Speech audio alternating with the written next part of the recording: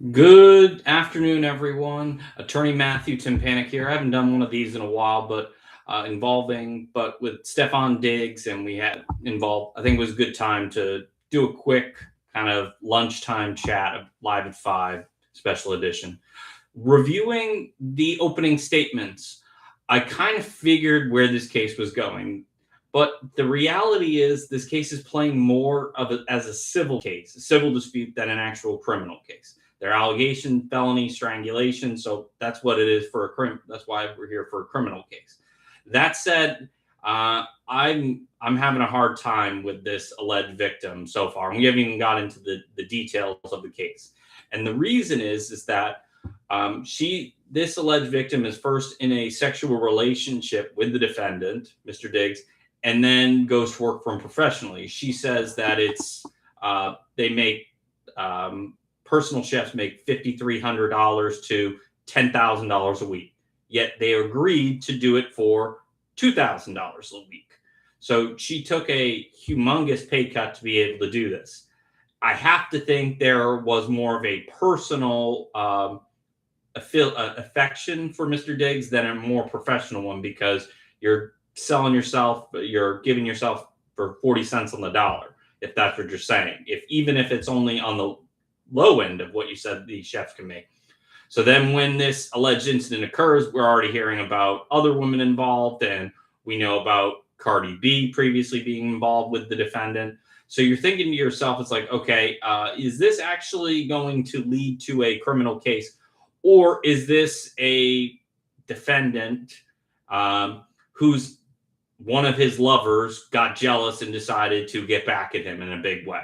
Because think about it. It's to this point, Mr. Diggs has not been re-signed as a free agent by anyone.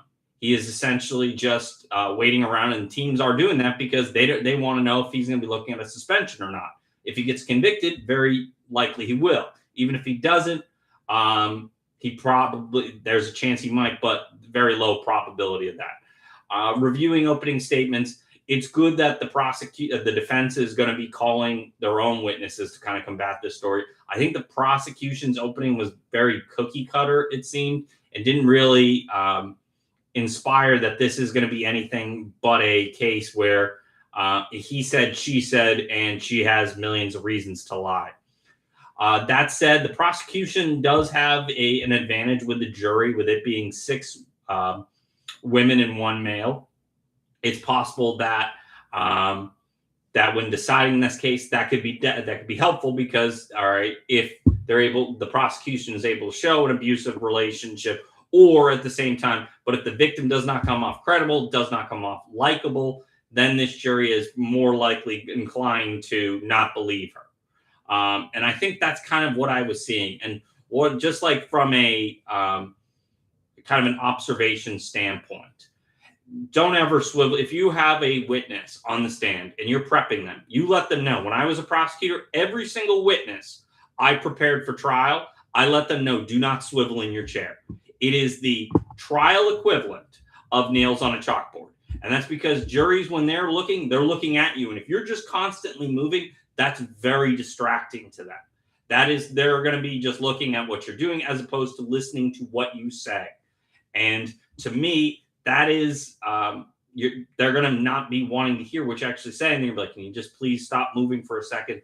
So that, and also from another standpoint, you're doing so, it kind of shows that you're not really taking this seriously. This isn't some drunken disorderly or some small claims ridiculous court matter. This is a felony case. The felony cases can lead to prison time, legitimately. And so the alleged victim needs to act like she's taking this seriously.